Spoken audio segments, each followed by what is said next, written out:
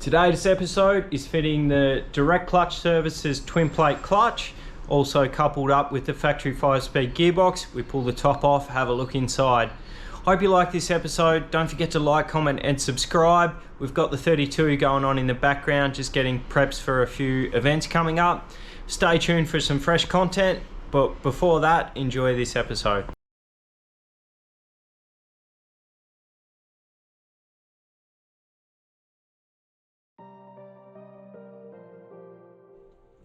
Righto, got some parts from Gearbox Motorsports. Finally turned up today.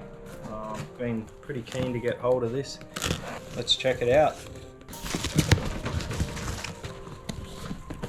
This is a HKS intercooler kit. We're going to get it out and get it straight to the powder coaters and get it powder coated black. HKS do the best stuff.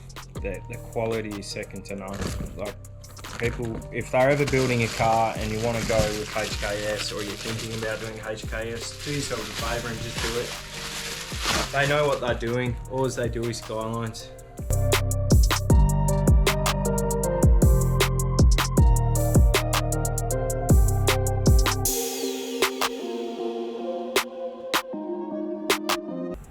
So while we've got the engine out, we've obviously got the gearbox out, because as you know, with the Skyline you drop them straight out the bottom. There's no engine comes out the top. You just undo the K-frame and straight down the bottom.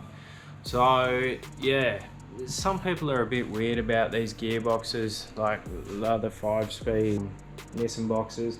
I could go out and put a Getrag 6-speed in it, but I don't know, I want to keep it pretty standard. So there's nothing wrong with these boxes. I've already put the push-pull converter on, so that's all been changed over. That was a clutch services kit, which is pretty cool.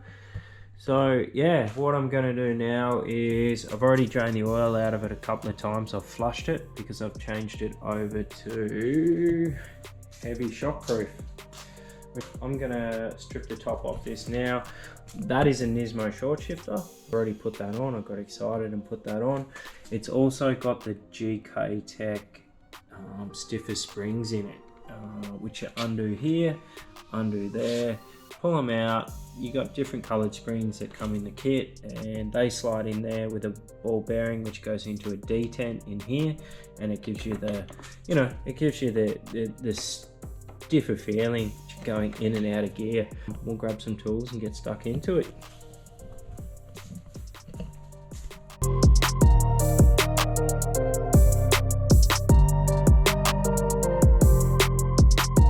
So there you can see your why they call it a H.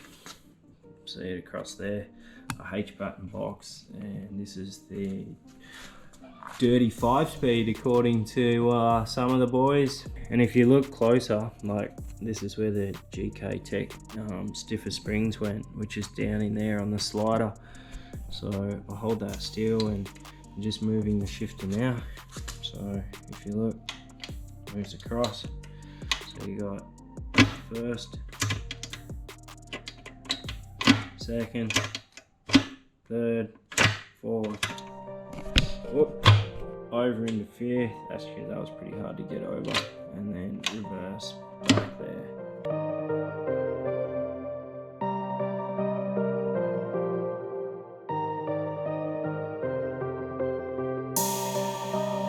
Thousands of tears later.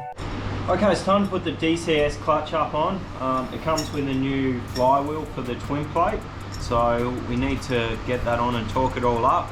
We have to remove the spigot bearing out of the back of the gearbox. It's what holds the output shaft of the gearbox in place. So it's normally like a needle roller bearing, or in this case it's just like a brass solid bearing. You can get a sliding hammer, or I like to use these a bit better. This is like a pilot bearing puller. These are built for this, or like motorcycle bearings, like out of wheel hubs. I think these work the best. They're easy on the bearings. The biggest thing you want to be careful here with is that we're playing with the back of the crank, so you want to make sure you don't score it or do any damage. So you do not need to do it up really tight. It's just to like literally just wind it till it gets tension on the jaws and then pull out on this one here. If it's hard to come, it shouldn't be, so don't force it. Get some heat in there or just reset it and try again. Try it in a different spot maybe. And then wind it out.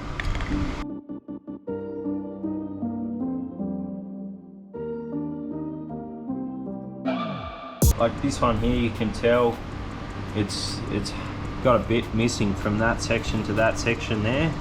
Inside, the actual bearing itself actually looks pretty neat.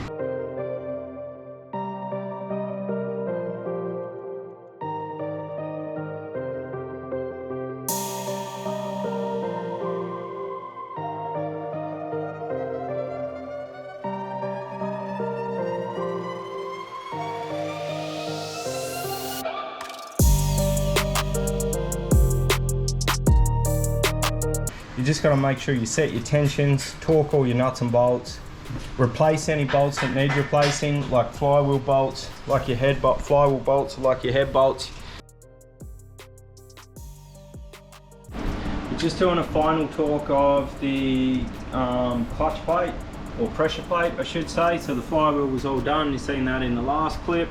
Basic things with watching out when you put this up was making sure that the clutch plates move freely as you torqued it down, and then these bolts here are only 25 Newton meters, which isn't much at all. Do not over tighten them, don't go over the 25 Newton meters, and it also says nowhere to use any Loctite. So there's no Loctite on the outer bolts, only the inner flywheel bolts.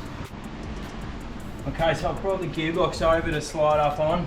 We're doing it a little bit different now. When I dropped it out, I just dropped it straight down onto this. This time I've jacked it up so it's at the right level.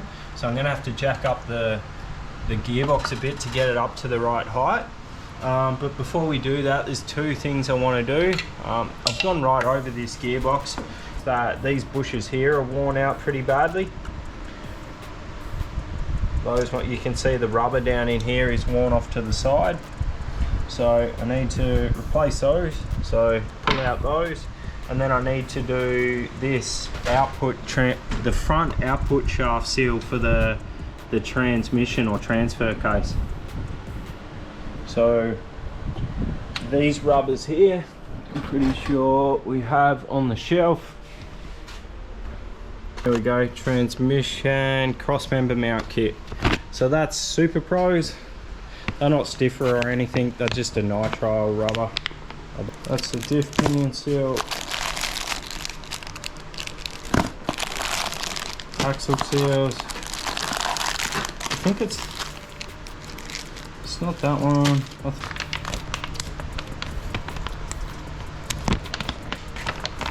Oh yeah, these are pretty cool.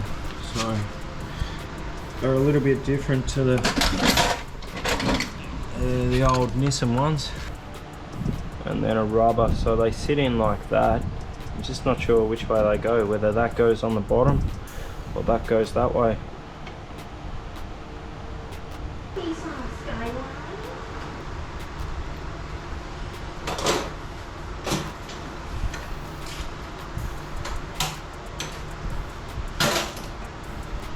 Okay, now that's all in.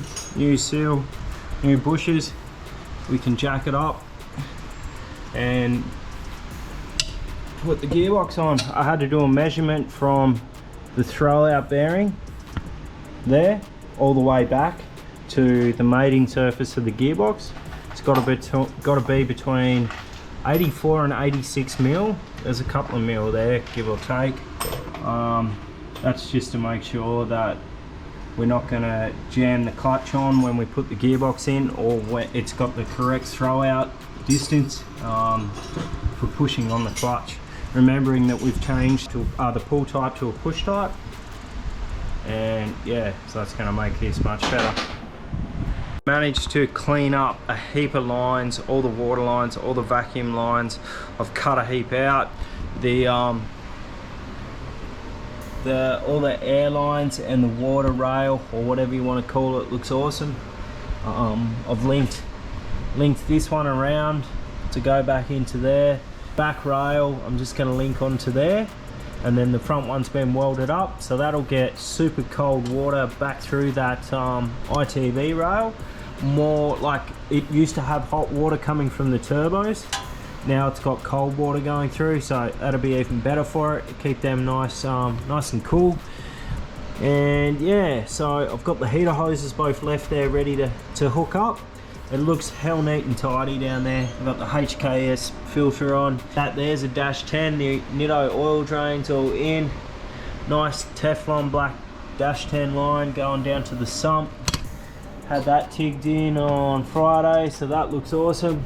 On the other side, it's pretty basic. I've got the vacuum lines from the wastegates going down to a nice bit of sheath, so that looks super neat. There's nothing in the way of heat. There's nothing that's going to get burnt or whatnot. I'm not exactly sure where I'm going to run this one yet, whether I tuck it in away there or on the outside of the chassis rail, but that looks super sweet. I just got to get the gearbox up in.